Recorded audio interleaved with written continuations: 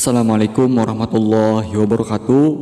Perkenalkan, nama saya Muhammad Sofiyuddin, mahasiswa Universitas Muhammadiyah Jakarta, Fakultas Ilmu Sosial dan Ilmu Politik, Prodi Ilmu Kesejahteraan Sosial, kelas B, nomor induk mahasiswa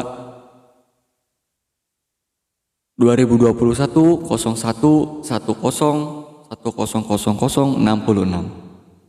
Baiklah, di sini saya akan kembali menjelaskan tugas pendidikan kewarganegaraan yang bermaterikan kerukunan antar sara. Pengertian sara menurut jurnal mengutip dari Jurnal Ilmu Sosial dan Politik Universitas Gadjah Mada oleh Heru Nugroho, kepanjangan sara merupakan akronim dari suku, agama, ras, dan antar golongan yang tumbuh dan berkembang dalam masyarakat. Dalam konsep sara ada pengertian konflik horizontal yang dimotori oleh suku, agama, dan ras, dan juga konflik vertikal yang bersumber pada perbedaan ekonomi politik antar golongan. Dalam sejarahnya, banyak rentetan kerusuhan dan konflik selalu didasarkan pada sistem, sentimen, dan konsep sara. Hal ini dikonstruksikan oleh para pemegang kekuasaan. Mereka cenderung tidak pernah bergeming dari perspektif lain dalam pemahaman penyebab kerusuhan, kecuali sara, yang selalu dijadikan sebagai tersangka utama dan kekuasaan prima dari gejolak sosial tersebut. Pengertian sara atau suku, ras, agama, dan antar golongan. Sara adalah berbagai pandangan dan tindakan yang didasarkan pada sentimen, identitas yang menyangkut keturunan, agama, kebangsaan, dan kekuasaan dan atau golongan. Setiap tindakan yang melibatkan kekerasan, diskriminasi, dan pelecehan yang didasarkan pada identitas dan golongan dapat dikatakan sebagai tindakan sara. Tindakan ini mengebiri dan mencelakakan kemerdekaan dan segala hak-hak dasar yang melekat pada manusia. Sara dapat digolongkan dalam 3 kategori. Yang pertama, kategori pertama yaitu individual, merupakan tindakan sara yang dilakukan oleh individu maupun kelompok. Termasuk di dalam kategori ini adalah tindakan maupun pernyataan yang bersifat menyerang, mengintimidasi, melecehkan, dan menghina identitas diri maupun golongan. Kategori yang kedua yaitu institusional, merupakan tindakan sara yang dilakukan oleh suatu institusi termasuk negara, baik secara langsung maupun tidak langsung, sengaja atau tidak sengaja, tidak disengaja, telah membuat peraturan diskriminatif dalam struktur organisasi maupun kebijakannya. Kategori yang ketiga yaitu kultural, merupakan penyebaran mitos, tradisi, dan ide-ide diskriminatif melalui struktur budaya masyarakat. Dalam pengertian lain, sara dapat disebut diskriminasi yang merujuk kepada pelayanan yang tidak adil terhadap individu tertentu, di mana layanan ini dibuat berdasarkan karakteristik yang diwakili oleh individu tersebut. Diskriminasi merupakan suatu kejadian yang bisa dijumpai dalam masyarakat manusia. Ini disebabkan karena kecenderungan manusia untuk membeda-bedakan yang lainnya.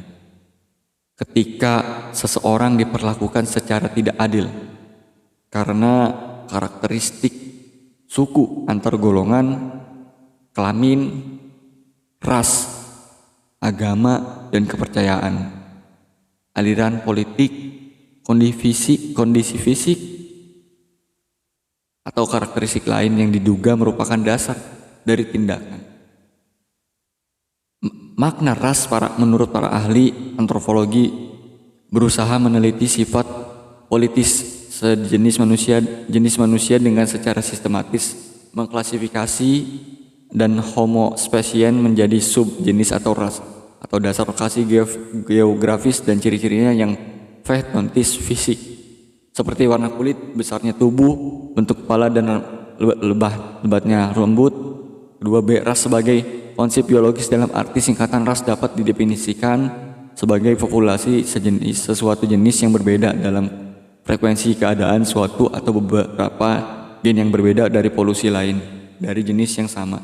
Tapi ada 3 hal yang harus diperhatikan. Pertama, definisi itu tidak pasti, karena tidak ada kesepakatan mengenai beberapa banyak perbedaan genetis yang diperlukan untuk membentuk sebuah ras.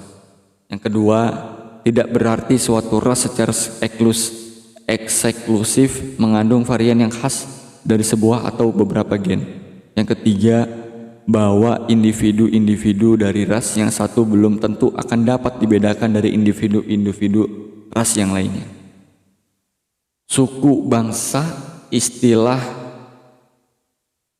suku bangsa dalam bahasa Inggris disebut ethnic group jika diterjemahkan secara harfiah menjadi kelompok etnik. Jika sifat kesatuan dari suatu bangsa berupa golongan, sebaiknya menggunakan istilah suku bangsa saja.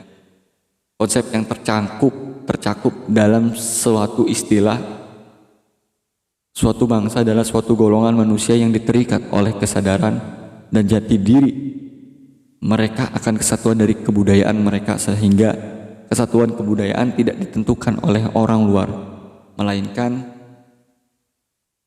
oleh warga kebudayaan yang bersangkutan itu sendiri. Dalam kenyataan konsep suku bangsa lebih kompleks daripada apa yang diuraikan di atas, karena batas dari kesatuan manusia merasa dirinya terikat oleh keseragaman kebudayaan itu dapat meluas atau menyempit sesuai dengan keadaan. Misalnya penduduk Pulau Flores terdiri dari berbagai suku bangsa, itu orang Manggarai, Naga, Ngada, Sika, Riung, Nagikeo, Ende, Larantuka. Pada dasarnya, suatu kelompok etnis mempunyai 6 sifat sebagai berikut: memiliki nama khas yang mengidentifikasi hakikat. Yang pertama, memiliki nama yang khas yang mengidentifikasi dan hakikat dari suatu masyarakat, misalnya suku Dayak, Batak, dan Melayu. Yang kedua, memiliki suatu mitos akan kesatuan nenek moyang. Mitos tersebut biasanya terdapat ide dalam kesamaan asal-usul dalam waktu dan tempat tertentu, sehingga kelompok tersebut membentuk satu kekeluargaan yang fiktif.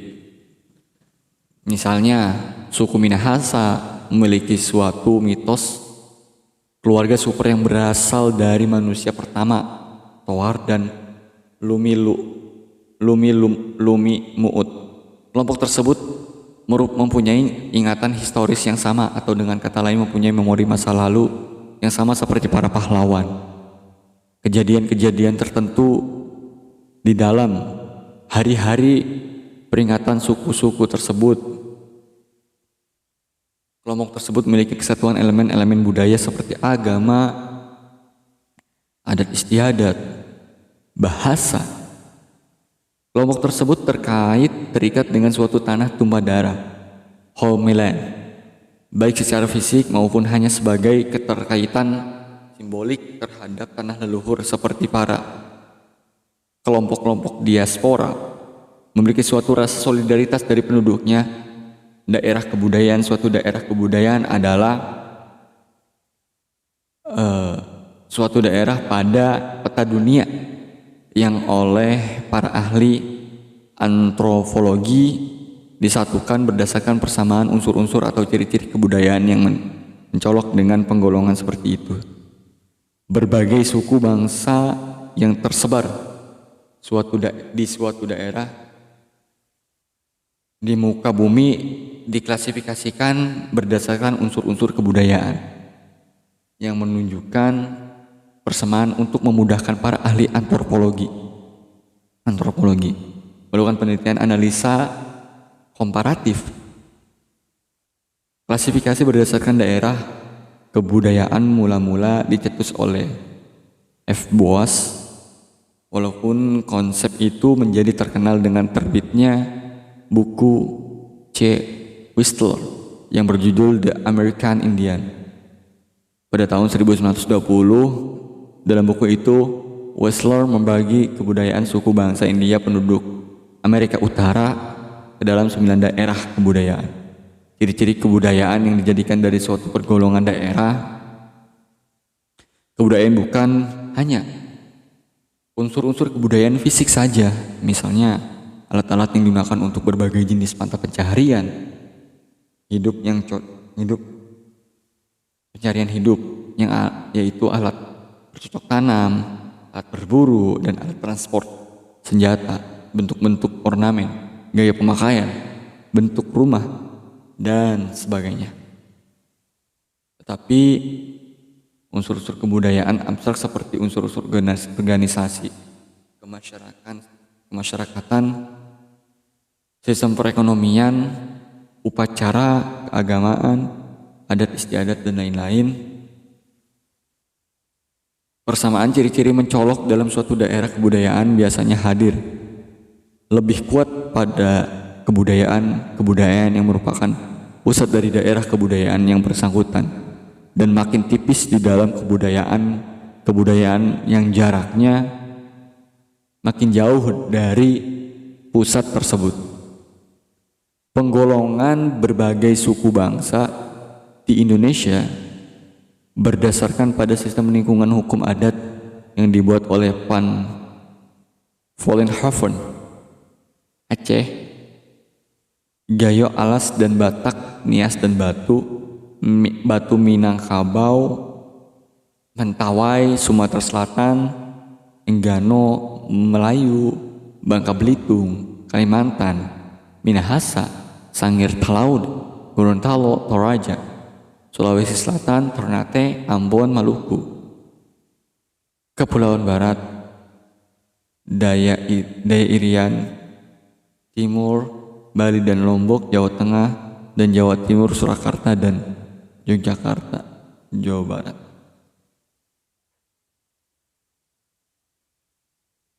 Sara sebagai sumber kemajemukan dan demokrasi suku, agama, ras, dan antar golongan. Menjadi kepanjangan Sara adalah realitas sosial yang tidak dapat dielakkan oleh siapapun di dalam masyarakat, baik dalam masyarakat pada jenjang perkembangan tradisional maupun modern. Kenyataan sosial menegaskan bahwa masyarakat di dunia ini terdiri dari berbagai macam etnis, agama, dan golongan. Kenyataan seperti ini tidak jarang menciptakan problem sosial seperti masalah konflik dan disintegrasi. Tetapi pada sudut lain, berdasarkan temuan-temuan historis, Sara justru dijadikan arena pemberdayaan dan demokrasi. Elemen dalam Sara tidak selalu terpisah secara kaku. Ada kemungkinan terjadi hal yang oleh seorang sosiolog bernama Vetter Blau 1964 dinamakan cross-cutting affiliation. Misalnya ada orang-orang yang berbeda ditinjau dari etnis tetapi disatukan dalam agama, ekonomi, dan kepentingan yang sama. Karena Sara merupakan kenyataan sosial, maka keberadaannya tidak dapat dilenyapkan. Bahkan setiap upaya untuk melenyapkan dengan dalih apapun, termasuk kemajuan unifikasi melalui monolitikisasi masyarakat, cenderung akan menimbulkan keresahan, gejolak sosial, kerusuhan massa, dan pasti berakhir dengan disintegrasi sosial. Berger dan Neuss 1977. Konflik menurut Ralph Hoffder, konflik merupakan fenomena yang selalu hadir atau inherent omnipresent dalam setiap masyarakat manusia. Menurutnya, perbedaan pandangan dan kepentingan di antara kelompok-kelompok masyarakat tersebut merupakan hal yang cenderung alamiah, tidak terhindarkan. Namun, pihak yang menolak sudut pandang itu mengatakan bahwa akan menjadi persoalan besar tak kala cara untuk mengekspresikan perbedaan kepentingan diwujudkan dalam ekspresi yang tidak demokrasi dan merusak melalui penggunaan cara kekerasan fisik. Faktor penyebab konflik perbedaan individu yang meliputi perbedaan pendirian dan perasaan. Setiap manusia adalah individu yang unik. Artinya, setiap orang memiliki pendirian dan perasaan yang berbeda-beda satu dengan lainnya. Perbedaan pendirian dan perasaan akan sesuatu hal atau lingkungan yang menyata ini dapat menjadi faktor penyebab konflik sosial. Sebab dalam menjalani hubungan sosial, seseorang tidak selalu menjalankan dengan kelompoknya. Misalnya, ketika berlangsung pentas musik di lingkungan pemukiman, tentu perasaan setiap orangnya akan berbeda-beda. Ada yang merasa terganggu karena berisik, tetapi ada pula yang merasa terhibur. Perbedaan latar belakang kebudayaan sehingga membentuk kepribadian yang berbeda. Seorang sedikit banyak akan terpengaruh dengan pola-pola pemikiran dan pendirian kelompok-kelompoknya. Pemikiran dan pendirian yang berbeda itu pada akhirnya akan menghasilkan perbedaan individu yang dapat memicu konflik. Perbedaan kepentingan antara individu atau kelompok. Manusia memiliki perasaan, pendirian maupun latar belakang kebudayaan yang berbeda. Oleh sebab itu, dalam waktu yang bersamaan masing-masing orang atau kelompok memiliki kepentingan yang berbeda-beda.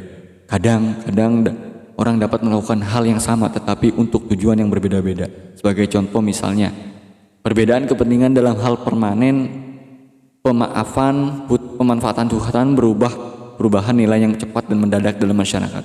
Perubahan adalah sesuatu yang lazim dan wajar terjadi, tetapi jika perubahan itu berlangsung cepat atau bahkan mendadak, perubahan tersebut dapat memicu terjadinya konflik sosial. Misalnya, pada masyarakat pedesaan yang mengalami proses industrialisasi yang mendadak akan munculkan konflik sosial, sebab nilai-nilai lama pada masyarakat tradisional yang biasanya bercorak pertanian secara cepat berubah menjadi nilai masyarakat industri.